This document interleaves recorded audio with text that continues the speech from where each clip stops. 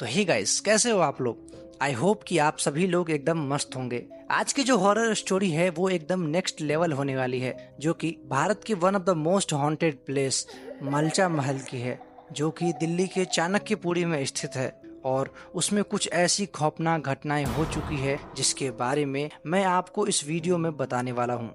ये जगह इतनी हॉन्टेड है कि भारत सरकार की तरफ से स्ट्रिक्ट गाइडलाइंस जारी किया हुआ है कि कोई भी रात के अंधेरे में भूल से भी इस महल में ना जाए। लेकिन इसके बावजूद एक ऐसा लड़का जिसे हॉन्टेड जगहों को एक्सप्लोर करने में बहुत मजा आता है, वो इस महल में एक रात स्टे करने वाला है। और उसके साथ जो भी चीजें होंगी उसे सुनकर आपकी रूह कांप जाएगी। तो दिल थाम के बैठिए और वीडियो को एंड तक देखने के लिए अपने कानों में हेडफोन लगाकर फील कीजिए उस डर को जो मैं आपको कराने वाला हूँ। लेकिन इससे पहले अगर आपको भी इसी तरीके का हॉरर कंटेंट बहुत पसंद है तो प्लीज हमारे चैनल को सब्सक्राइब जरूर कीजिएगा। एंड अगर आपको भी अपनी कुछ स्टोरी मुझसे शेयर करनी हो तो आप मुझे इंस्टा पर मैसेज कर सकते हैं। तो चलिए अब कहानी की शुरुआत करते हैं। रोहन एक ऐसा लड़का जिसे अनोखी और रहस्यों से भरी जगहों को एक्सप्लोर करने में बहुत मजा आता है। एक दिन उसके दोस्त ने मलचा महल के बारे में रोहन को बताया, जिसके बाद रोहन ने उस जगह को एक्सप्लोर करने का मन बना लिया था। लेकिन उसके दोस्तों ने उसे साफ मना कर दिया कि भाई वहाँ मत जाना, वो कोई साधारण जगह नहीं है। वहाँ जो भी अकेले गया है वो कभी वापस लौट कर नहीं आ पाया है। रोहन इसके बात को मजाक में लेता है एंड उसके बाद मानो रोहन का जो एक्साइटमेंट है वो और भी बढ़ सा गया है। अब उसने ठान लिया था कि वो अब अकेले उस जगह को एक्सप्लोर करेगा। लेकिन सबसे पहले उसने मलचा महल के इतिहास के बारे में पढ़ा और वहाँ एक रात बिताने का फैसला किया।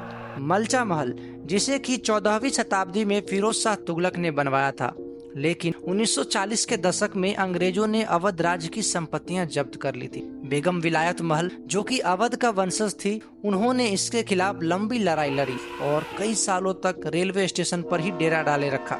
अंत में सरकार ने उन्हें मलचा महल दे दिया, जो कि एक टूटी फूटी वीरान इमारत और जंगल के बीचों बीच बसी हुई थी। 1985 में बेगम विलायत महल अपने 2 बच्चों के साथ यहाँ रहने के लिए आ तो गई थी, लेकिन यहाँ पर न बिजली था न पानी था। और सबसे हैरान करने वाली बात, ये जगह बहुत ही ज्यादा सुनसान था। सन 1993 में बेगम विलायत महल ने महल के अंदर ही आत्महत्या कर ली और उनकी आत्महत्या करने की राज ही रह गई। उनकी लाश को बच्चों ने कई दिनों तक दफन ही नहीं किया और यहीं से शुरू हुआ मलचा महल का डरावना दौर। अब इस कहानी की शुरुआत होती है। इतिहास को जानने के अलावा रोहन ने मलचा महल के बारे में लोगों से थोड़ा और रिसर्च किया और तब इसे पता चला कि ये महल बहुत ही ज्यादा भयानक है, क्योंकि यहाँ पर अजीब अजीब तरह की आवाजें सुनाई देती है। कई बार लोगों ने यहाँ एक सफेद साड़ी में किसी औरत को देखा है जो कि बहुत भयानक लग रही थी। वहाँ के लोगों से अलग अलग तरीके का कहानी सुनकर उसकी एक्साइटमेंट और भी ज्यादा बढ़ रही थी और वो चाहता था कि जितना वो उस महल के बारे में सुनेगा उसे उतना ही ज्यादा मजा आएगा। रोहन अब और भी लोगों से उस महल के बारे में जानने लगता है। कई लोगों का दावा है कि उन्होंने एक महिला को महल की खिड़की से झांकते देखा है, जिसके कपड़े पुरानी नवाबी दौर के जैसे थे। स्थानीय लोग यहाँ आना पसंद नहीं करते हैं क्योंकि उनका मानना है कि यह महल अब भी बेगम विलायत महल की आत्मा से घिरा हुआ है। एक रात लगभग 12 बजे के आसपास वहीं का एक लोकल लड़का अपने दोस्तों के साथ महल में जाने का फैसला किया। उन लोगों ने सुना था कि वहां रात में अजीबोगरीब आवाजें आती हैं। जब वे महल के पास पहुंचे तो उन्हें अचानक से एक ठंडी हवा का झोंका महसूस हुआ। अचानक उन्होंने एक सफेद साड़ी में एक महिला को देखा जो महल के खंडरों में घूम रही थी। जैसे ही उसने उसे बुलाने की कोशिश की, तभी महिला अचानक गायब हो गई। कुछ दिनों बाद एक और ग्रुप इस महल को एक्सप्लोर करने के लिए रात के लगभग 1 बजे गया था और तभी उन लोगों को महल के लाइब्रेरी में एक पुरानी किताब मिलती है जिसमें महल के बारे में कई भूतिया कहानी लिखी थी। जैसे ही उन्होंने उसे पढ़ना शुरू किया, अचानक महल की दीवारों से अजीबोगरीब आवाज आने लगी और इस तरह की आवाज सुनते ही वो लोग जल्दी से वहां से निकलते हैं। लेकिन वो लोग उस महल से निकलने की बजाय छुपकर ये देख रहे थे कि आखिर माजरा क्या है। तभी उन लोगों ने देखा कि किताब के पन्ने अपने आप पलट रहे थे और एक अंधेरा साया उनके चारों ओर घूम रहा था। और अब इनमें बिल्कुल हिम्मत नहीं बची थी कि एक पल भी इस महल में रुक सके, जिसके बाद इन सभी ने डर के मारे भागने का फैसला किया। ये सब सुनने के बाद अब रोहन अपनी यात्रा को आरंभ करता है और महल की ओर बढ़ने लगता है, लेकिन उसे बिल्कुल भी अंदाजा नहीं है कि उसके साथ जो होने वाला है वो उसकी लाइफ बदल देगा। अब जैसे ही रोहन महल के पास पहुंचा ही था कि उसे एक अजीब सी ठंडक महसूस हुई, जो किसी नेगेटिव एनर्जी के होने का साफ संकेत था। लेकिन वो फिर भी महल के अंदर चला जाता है। महल के दरवाजे को खोलते ही वहां की खामोशी उसे अजीब लग रही थी। पूरा सन्नाटा पसरा हुआ था। तभी उसने अपने कैमरे को चालू किया और महल के अंदर धीरे धीरे आगे बढ़ने लगा। लेकिन जैसे जैसे वो आगे बढ़ रहा था, मानो कोई उसके पीछे पीछे साथ चल रहा हो। और वो जैसे ही अपने कदमों को रोकता कि पीछे वाली आवाज भी शांत हो जाता।